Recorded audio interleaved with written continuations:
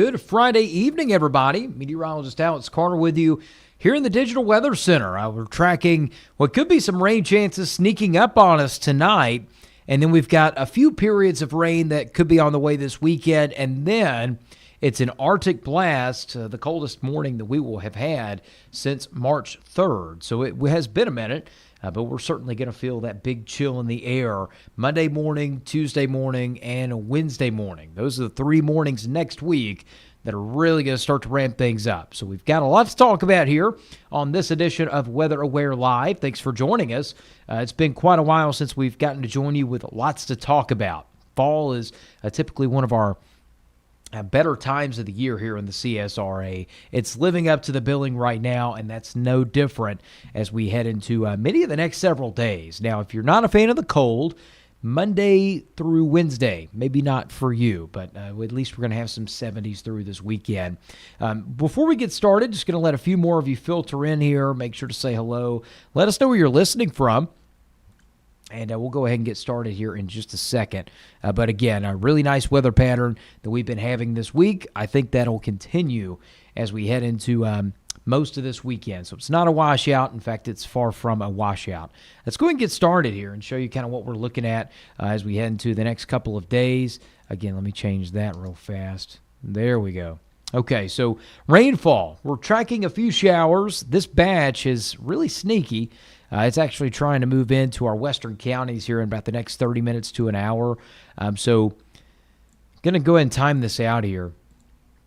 You see that movement as it's moving across Eatonton, areas south of I-20. Any showers near Devereaux, Eatonton, Lake Oconee, those are going to be progressing eastward over the next, say, 30 minutes to an hour. If you're in Evans, if you're in Augusta, we got a lot going on. We've got the Foodies Festival. We've also got the Columbia County Fall Fair, the final weekend for it. And we've also got a lot of fall festivals going on across the CSRA in general. So if you're in Thompson, Washington, Crawfordville, Warrenton, Lincolnton, Appling, Evans, Martinez, McCormick, Clarks Hill Lake, and Augusta, even over to Edgefield and northern Aiken County, this batch could stick around and move past us over the next, say, hour, 2 hours. So be on the lookout for a shower anywhere from 8 to 9 o'clock tonight, especially if you're in the Augusta Metro. If you're anywhere from Warrenton, Thompson, Washington, Crawfordville, I would say anywhere from 7:30 to 8 o'clock for you guys. So the rain chances, very sneaky tonight. That one rogue batch of showers, that is what's pushing in over the next little bit. So if you're just joining us, good evening. Thank you for joining in tonight on Weather Aware Live. Expecting a pretty good weekend overall. I'm not expecting anything to be a washout whatsoever. We will have a few waves of storms. Let's go ahead and show you kind of what that looks like going into this weekend. So 3 different ways. I'm going to go ahead and take myself off the screen here.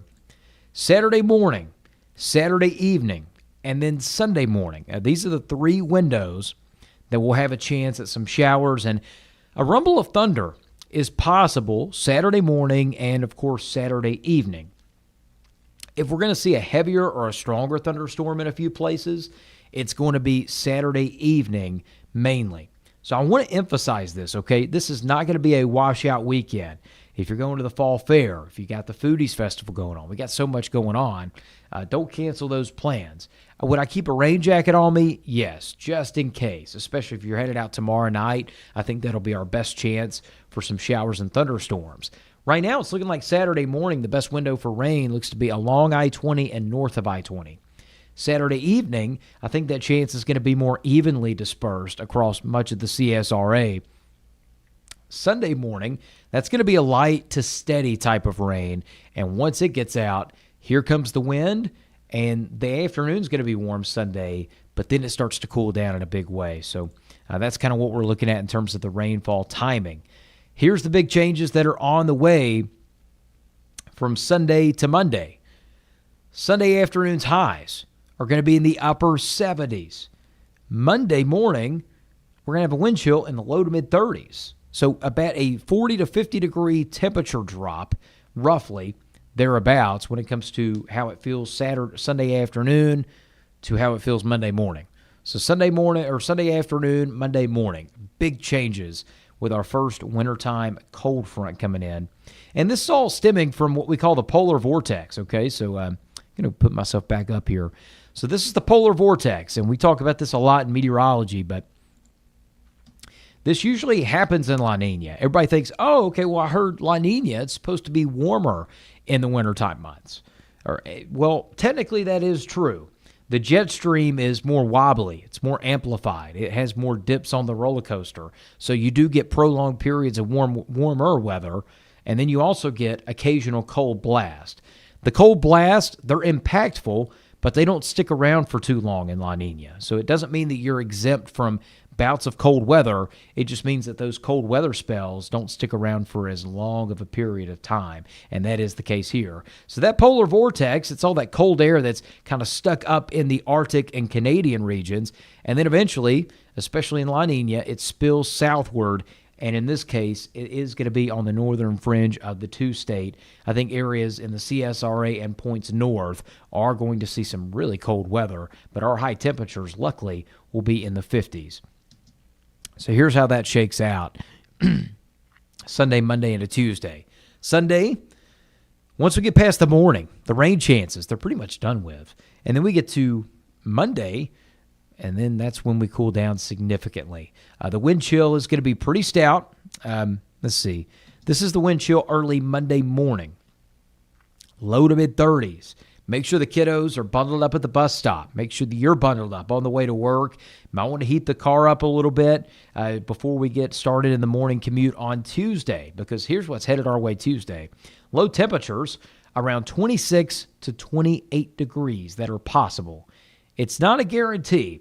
If the winds are elevated early Tuesday morning, I think we'll be a little bit warmer than this. But if they calm down, which I think they could, that's what we're looking at, a very bone-chilling start to your Tuesday morning. You want to look at the wind chills for Tuesday morning, for Veterans Day, low to mid-20s. It is going to be bitter cold out there.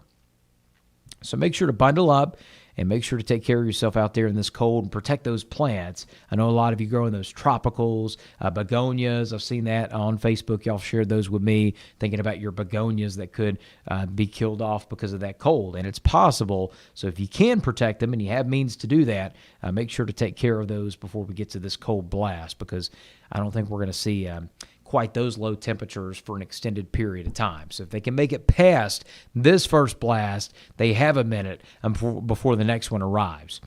Wanted to leave you with this. Wanted to leave you with the Futurecast look. Here it is on Saturday. Some scattered showers, few rumbles of thunder in the morning. Then we start to get a breather in the late morning and early afternoon. I think a large chunk of Saturday is going to stay warm and it's going to stay dry. Saturday afternoon around, say, 4 to 5 o'clock, it sells like the one here. This is the one that I'm talking about.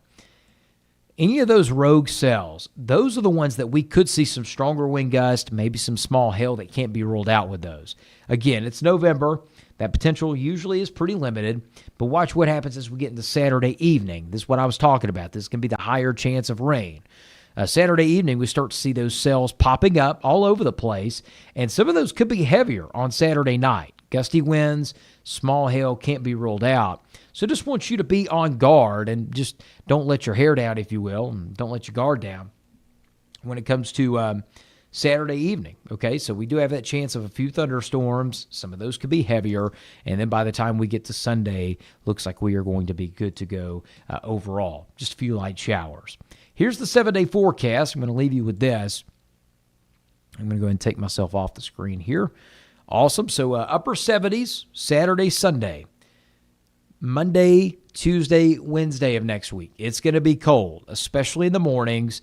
It'll be blustery on Monday. We're talking gust up to 30 miles an hour possible. It's going to be a windy Monday.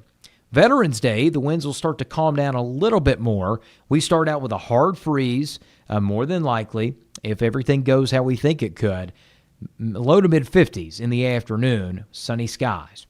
Wednesday, the morning's going to be bone-chilling, but we get back into the 60s on Wednesday afternoon, so it will be chilly, but still not too bad. And then Thursday and Friday of next week, low to mid-70s, sunshine, and cool starts, very similar to what we've been having for much of this week. So we do bounce back. It's not all a loss there if you're looking for some warmer weather, but still a really nice pattern. some changes are on the way. So if you don't like the cold, remember, just get ready. It is coming with a force early Monday morning, and it'll stick around early next week. So that's the latest forecast breakdown. Again, another edition of Weather Aware Live. Thank you so much for joining us for that. And again, we're going to have more of these updates. Fox 54's Tori Smith going to be joining you tomorrow afternoon for a quick weather update, and also on Sunday as well, as that cold really begins to move in. We've got more on this coming up tonight after the football game. USC, I believe, is playing, so make sure to join in on the fun after the football game. We're excited to be with you then. This weekend, on air and online, of course. Have a safe weekend. Enjoy yourself, and avoid those showers and storms. Shouldn't be too hard to do, but I'm going to leave you with one last thing before we get off here, and that's going to be the rainfall waves and the time frames that you can expect most of that. So let's go ahead and show you that here. So there you go. Saturday morning, north of I-20, best chance. Saturday evening, a little bit of everybody. That rain will be more dispersed, and some rumbles of thunder and some heavier storms are possible. And then Sunday morning, we're looking at a chance of some light showers before the cold begins to settle in on Monday. That's the latest, and this has been another edition of Weather Aware Live. Thank you so much for tuning in. We'll see you tonight after the football game with the latest forecast updates.